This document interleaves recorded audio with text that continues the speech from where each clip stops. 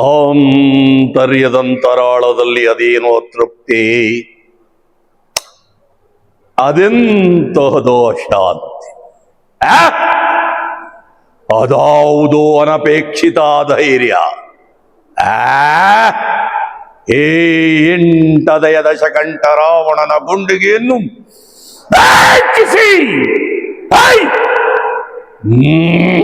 ರೊಚ್ಚಿಗೆಬ್ಬಿಸುತ್ತಿರುವ ದೃಶ್ಯ ಶಕ್ತಿ ಯಾವುದು?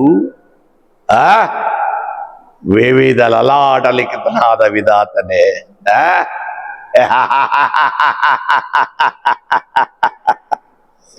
ಪಾಪ, ಆ ವಿಧಾತನು ತನ್ನ ವಿಧಾತ ಪಟ್ಟವನ್ನು ಗಂಟು ಕಟ್ಟಿ ನನ್ನ ಪಾದದಡಿಯಲ್ಲಿಟ್ಟು ಪಂಚಾಂಗದ ಪುರೋಹಿತನಾಗಿದ್ದಾನೆ ಆ ಬ್ರಹ್ಮ.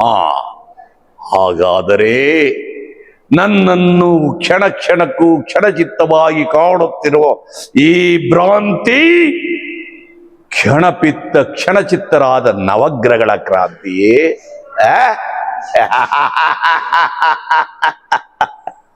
ಭ್ರಾಂತು. ಆ ನವಗ್ರಹಗಳೆಲ್ಲವೂ ನನ್ನ ಸಿಂಹಾಸನದ ಹಂತ ಹಂತಗಳಾಗಿ ಹೆಗಲು ಮುರಿಸಿಕೊಳ್ಳುತ್ತಿದ್ದಾರೆ. ಹೆಗಲು. ಹಾಗಾದರೆ ನನ್ನನ್ನು ನಿಮಿಷ ನಿಮಿಷಕ್ಕೂ ನಿಶಕ್ತರನ್ನಾಗಿ ಮಾಡಿ ಗಾಢವಾಗಿ ಕಾಡುತ್ತಿರುವ ಆ ಕಾಡದ ಕೈ ಯಾವುದು?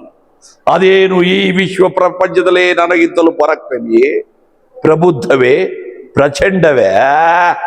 ಸಾಧ್ಯವಿಲ್ಲ.